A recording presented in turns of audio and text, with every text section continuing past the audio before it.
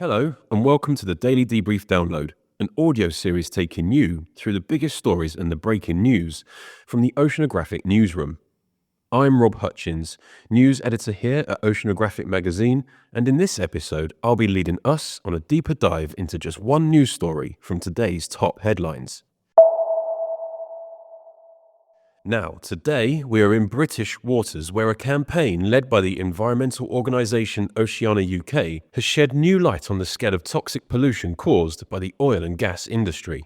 It's a campaign that has, for the first time, made public the fact that last year alone, the UK suffered more than 82,000 kilograms of oil and 149,000 kilograms of chemicals spilling into its seas.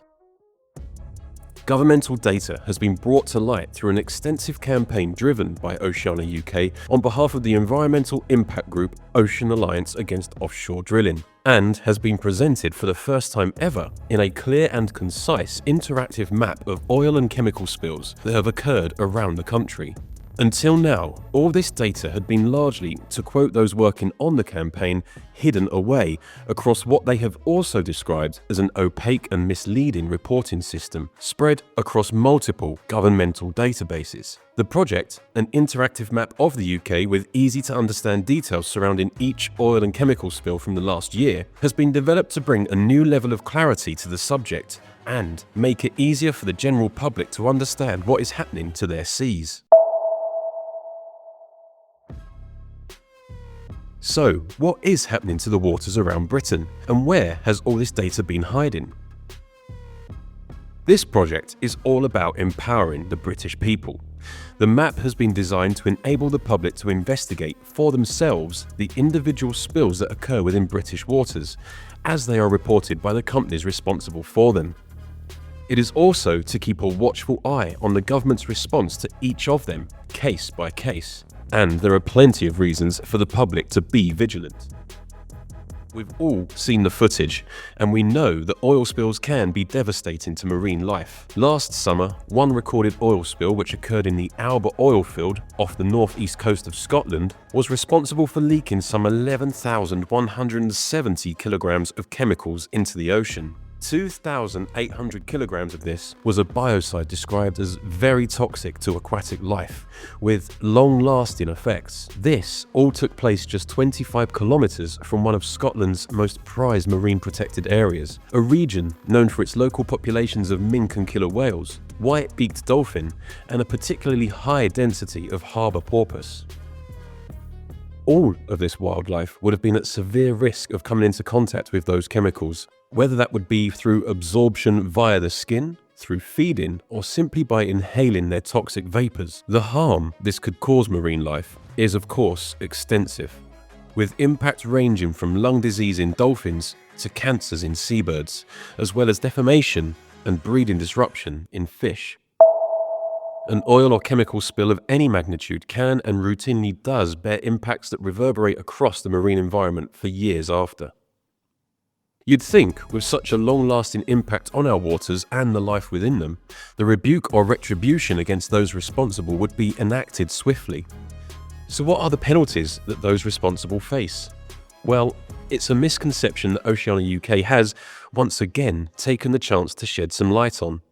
Because rarely are the reprimands dealt out. In the case of the Albert oil field spill, there hasn't even been a formal investigation, while by the time of recording this podcast, the UK government has so far failed to respond to Oceana UK's Freedom of Information request into details.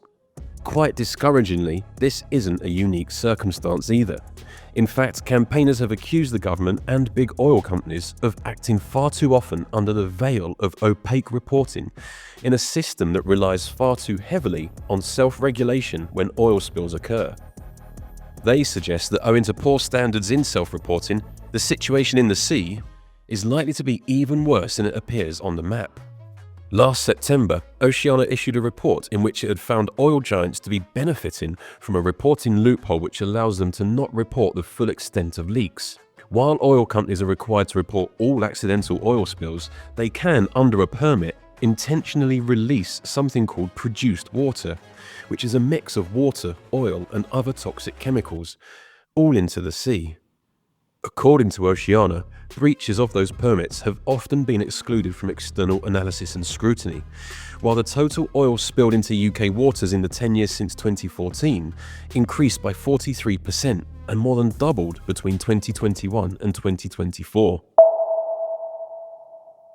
So what about those recorded convictions or fines for breaking the rules? Well, that makes for some equally depressing reading. According to Oceana analysis, in the last 5 years, precisely 2 convictions or fines have been recorded. One incident saw the energy giant BP fined a grand total of £7,000, which is around 0.006% of its annual profits, all for a spill that occurred in 2016. With figures like this, it's no wonder the need for action is felt so strongly amongst campaigners. Speaking to Oceanographic this week, Naomi Tiley, oil and gas campaign lead for Oceana UK, had this to say. The new map from the Ocean Alliance Against Offshore Drilling reveals a sickening level of toxic pollution that should be headline news. Yet for years, opaque reporting has meant that big oil have been using UK waters as an oil and chemical dumping ground. We urge everyone who cares about our ocean to use the map to help expose this hidden outrage. It's time for the government to fully implement and make permanent its ban on all new oil and gas. In this regard, headway was made last month, and environmental groups took the early victory when the courts ruled that consent given under the then Conservative government for the development of oil and gas fields across the Rosebank and Jackdaw were in fact given unlawfully. The ruling led to the temporary withdrawal of development and production consents for these 2 North Sea oil and gas projects, based upon the fact that they had each failed to take into account the full extent of the greenhouse gas emissions tied to them when the initial consent was given. It's a ruling that has since then left the future of a further 13 other gas and oil projects currently in the consenting process hanging in the balance. It's a win for the environment for now then, it would seem. But with the government facing mounting pressures from big oil companies to reissue new consents swiftly, and with the rhetoric of growth ringing in the ears of Chancellor Rachel Reeves, the fight to keep UK waters free from the pollution of gas and oil, it would appear, is only just getting started.